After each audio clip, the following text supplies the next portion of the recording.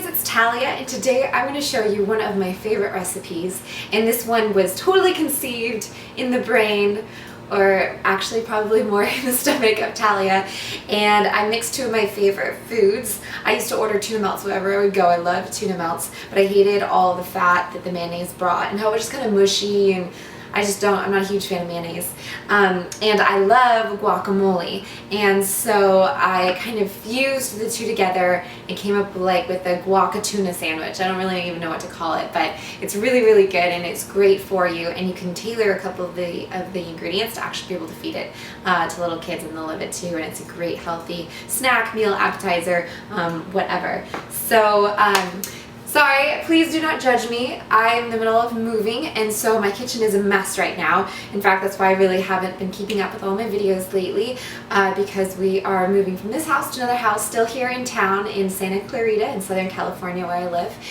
And it's a great, cute house. We're remodeling it and we're having fun, but right now the kitchen is packed and everything is messy. I don't even have a bowl. I'm using a pot to mix this in.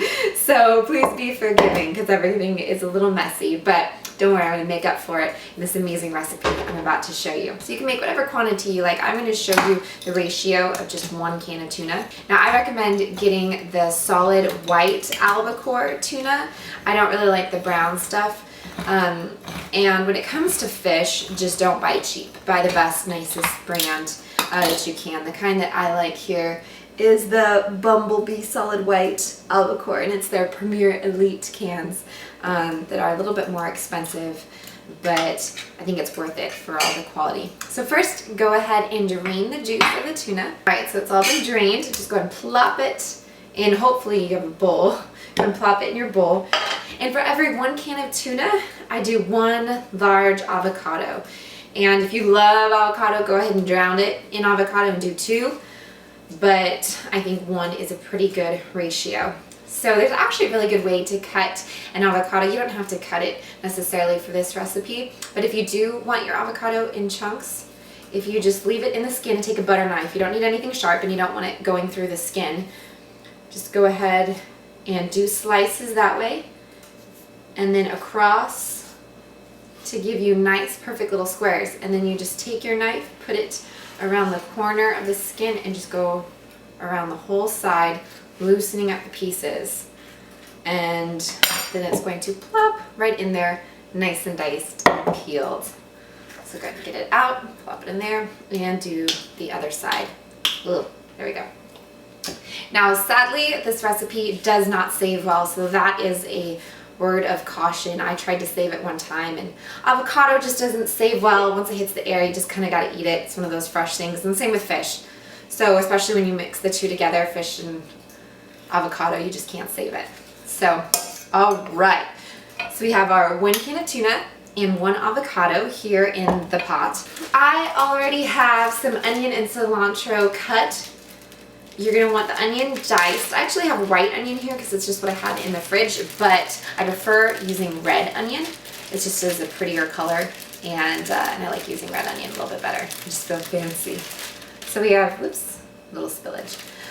So cilantro and onion. And again, you can go ahead and tailor this if you're not a big cilantro fan, leave it out. But or if you're going to be giving this to your baby, maybe just do it really mellow and not put a whole lot in. But we're starting to get that guacamole effect that we're looking for.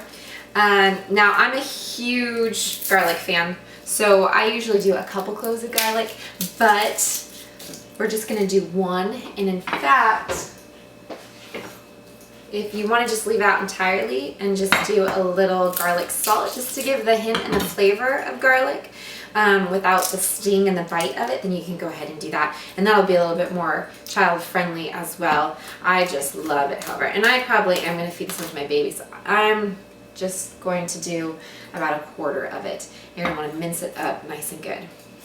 Another warning, this will give you terrible breath.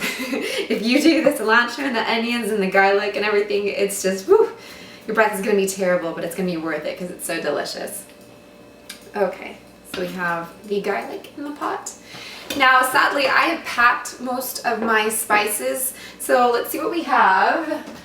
Anything fancy?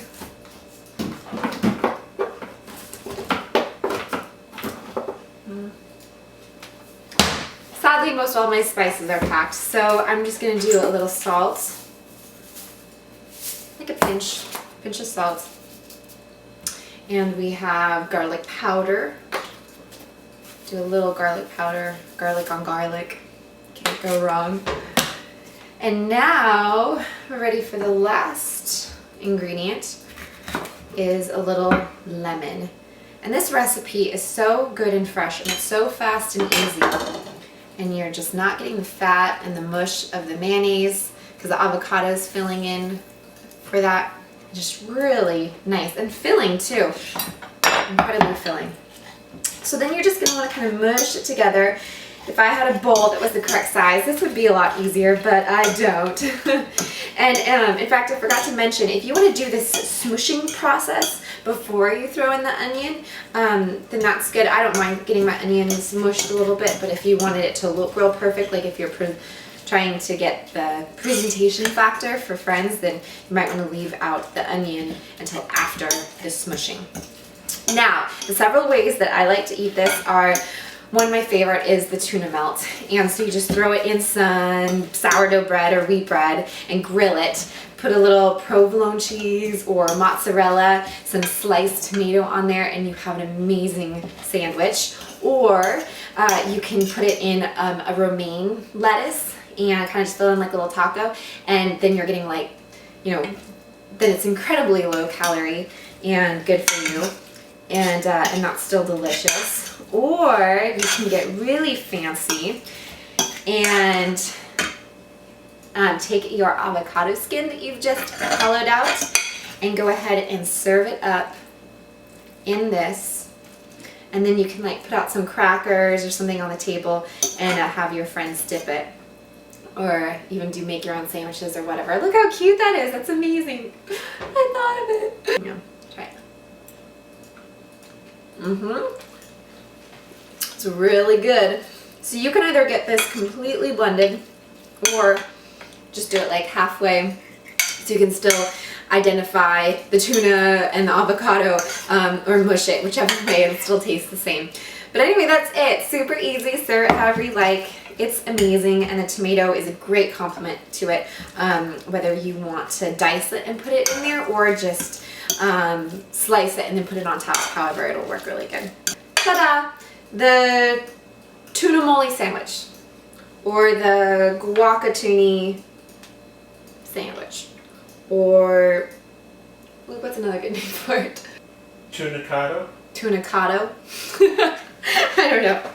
I don't have a good name for it. I always thought if I was going to start a restaurant, I was going to call it the Avocado Pit, and everything that would be on the menu would have avocado on it. And this would be one of the star recipes of it. So give it a try. It's really good, good power food. And I've been making it lately since my kitchen is packed. It's so easy to do. And you just need to have a can of tuna and a couple ingredients and you're good to go. So hope it goes well. One of my next videos will have to be showing you guys our new cute little home that we bought. It's just, like I said, it's just down the street. It's super fun. We're remodeling it ourselves right now. So I've been documenting and taking pictures, and I'm going to put it all together and give you guys a nice, good video of the new home. So anyway, hope you guys are doing great. Thanks for watching, and I'll see you soon. Bye.